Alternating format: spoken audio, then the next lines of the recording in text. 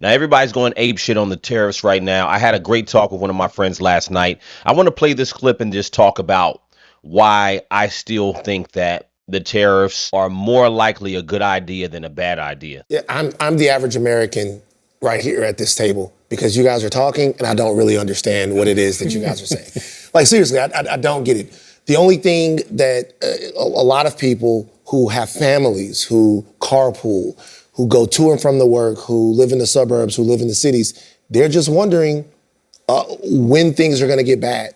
That's what they're wondering. And all of the macroeconomic talk is going over their head.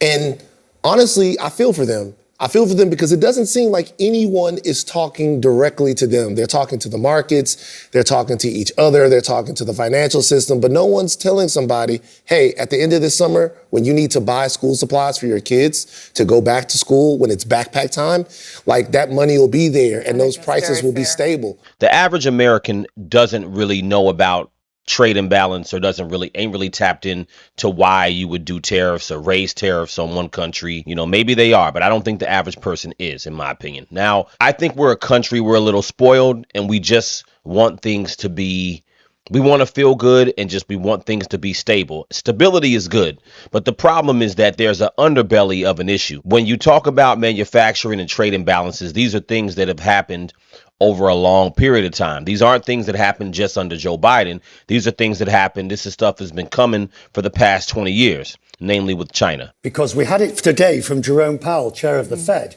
For the he said there will be higher inflation. There will be slower growth.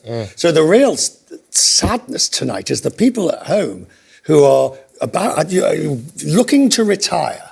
Absolutely. In the next year or two, and have suddenly seen their retirement funds go down by 20, 30, 40% because they wanted to take advantage of the Magnificent Seven and all of those sort of things. Tonight, they're wondering, how the heck do I actually do it? I feel you. If you're about to retire within the next year or two, I can understand. Things may be volatile from a market standpoint, and, things could be up, things could be down. So if you're retiring, you might be losing your shit right now. I get it, But where is America right now? Where is America economically, right? So when you talk about growth and you talk about the economy, where America's going, let's say in the next 4 years during Trump's presidency.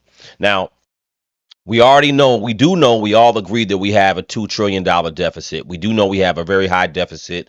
We do know that we have huge trade imbalance. We do know that America right now is probably on the world stage manufacturing at around 12-13%. We really don't manufacture a lot anymore. So we all agree on that stuff. The question is, what is it that we do about it?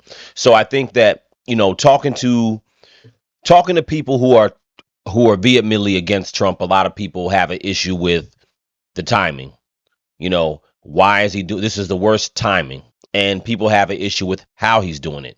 Now, the only issue, in my opinion, is that we haven't heard anybody bring forth a plan as to how to do it. If you disagreed, how should it be done? And when should it be done? Right. So, and I think Americans, we just don't want to be uncomfortable.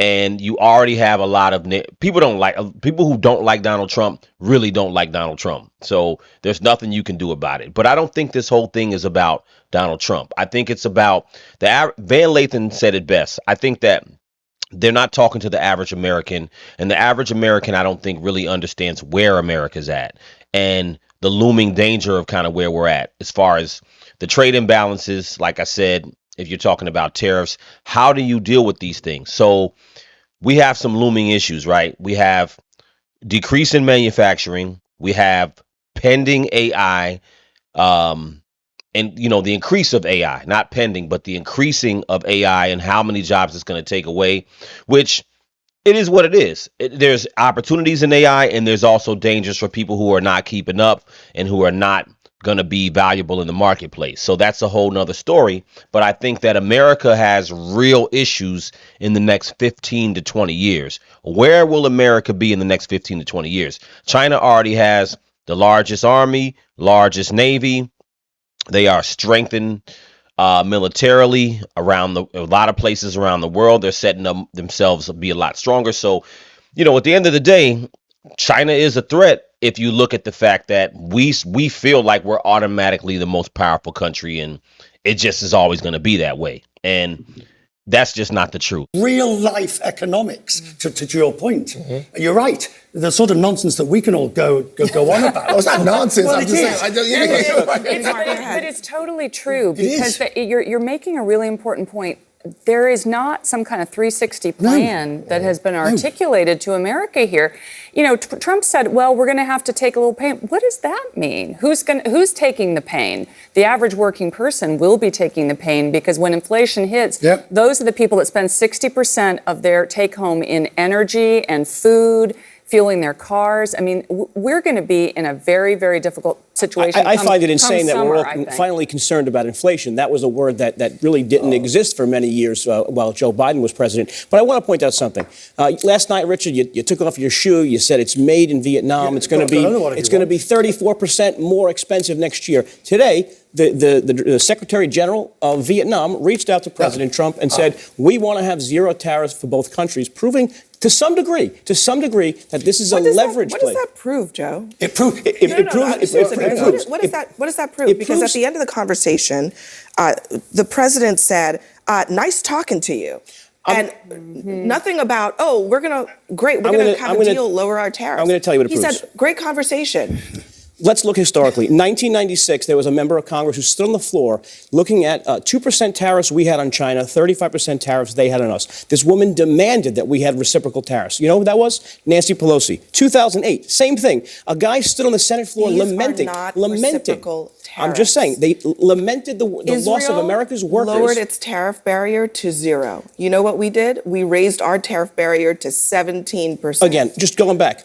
Democrats have repeatedly said, I have a list of quotes here, repeatedly said we should have reciprocal tariffs on different countries, and did nothing. They're a party of Cory Bookers. Let's just talk and not do anything. You talk about the Vietnam. I'm so glad you brought up Vietnam. I tipped you off. And I'll also bring up Cambodia. The problem with going to zero tariffs with Vietnam and Cambodia, great. First of all, US exports almost next to nothing to those countries. It's negligible. It's less than 500 million. But let's assume you go to zero. The problem with both of those countries is not the nominal tariff rate of 30%, 15%. It's the non-tariff barriers, the government procurement rules, the ownership rules, everything else that Donald Trump quite rightly said on Wednesday. You took your shoe off. You said it's going to be 34% more expensive because of the tariff. It's very interesting, because that is true. It's not just the tariff issue. It's the policy of that country. So, for instance, I always use China as an example. If you are a U.S. company and you go do business over there and you have a company there, you can't be solely a U.S. owned company. You have to join with the Chinese company. And there's other countries that have similar policy where there's some other regulatory thing that you have to go through to do business in that country. This is what it is. America makes it very easy to do business. The problem is Democrats have been promising this. Bernie Sanders used to call free trade a right-wing conspiracy or something like that. Never did anything about it. Oh, right? I'm sorry. I got to beg to differ, because here's the history. And I'm going to give both sides some credit. Trump won. Bob Lighthizer, the USTR, comes in and says, you know what, we got to rejigger the global trading system. It was a good thing to say. Tariffs on China, fine. Biden keeps those. Then he actually articulates a real industrial policy. He says, what do we need most of all in this country? Chips. We brought back the semiconductor industry in 18 months. That's how you do this. Trump now comes in, and let me finish. He had an opportunity here, actually, given the strength of the U.S. economy at this moment, to really work with allies and say, this is the time. Europe, Canada, Mexico, we're going to go to China and say, here's the new game, and here's how it's going to be played. He didn't do that. He is squandering our I have to disagree with that slightly, because that's not giving President Trump any credit for the amount of foreign investment that has been pledged in this very brief time of this administration. It's most estimates between $2 to $3 trillion commitments from SoftBank, from Taiwan Semi, to bring back. Well, Richard, you scoff. Why do you scoff? I do, because these I take issue with the scoff, sir. No, you can take as much issue as you like. But these are These are, of course, valid. If it happens, They are. It's no less valid than the Wisconsin. CHIPS Act. Wisconsin and the factory that was supposed to be built by, I can't remember the company, in 2018 never happened. Yeah. These are promises being made to appease a president to get him off your back. Let's see how much of that $2 including trillion. some I think promises they'll that be were, breaking ground in including Savannah some next week with, promises Hyundai of Motors on some the new $8 billion plans that plant. were Unfortunately, already in the Stellantis works. is opening a Joe, plant just a for BMW. second. Sorry. Just a So second. is the guy from Staten including Island. some promises that were made, that were planned when Joe Biden was president and held off to announce after they waited to see who won the election. Businesses are not stupid. They do what they need to do to get in the good graces of Donald Trump. It's not rocket science. At the one last note, they were supposed to have a deal with China on TikTok, supposed to be announced this weekend. That is on hold now. And Why do you think that is, though, Abby? well, because China says, we want you to bring down your tariffs, and we're going to hold TikTok hostage until you do. And they're getting their way. But that's to your initial point. It's part of the negotiation. I don't think It's we how are on the Donald winning Trump side plays of that the game. negotiation. The reality is that we do live in a world where America is not in the greatest position anymore that we once were. This is not the Industrial Revolution. This isn't post World War II. This isn't the 60s. This ain't the 70s. It ain't the 80s anymore. So at the end of the day, we have to really come to the point where we understand that we have to actually negotiate. It's going to not feel good. It's going to be ugly. And we're going to need to reposition ourselves in the world. And I think that most Americans, they don't care about these issues. They just want to make sure they feel good and things don't affect them. And I'm the same way. I'm an everyday person. But the reality is we have some real issues that will, if you have children right now who will be adults in 15, 20 years, we have real issues that we have to think about for the next generation. That's my point. So I think that you guys let me know what you think in the comments. I know that this is a really volatile time, but I still think at the end of the day, if someone doesn't come with a better idea or a better plan, Kamala had a chance when she was running. If she had presented plans talking about these things and had some type of plan as far as monetary policy, real monetary policy, not the little stuff that she presented. She had real plans to deal with trade deficits, real plans to talk about government spending, real plans to talk about immigration.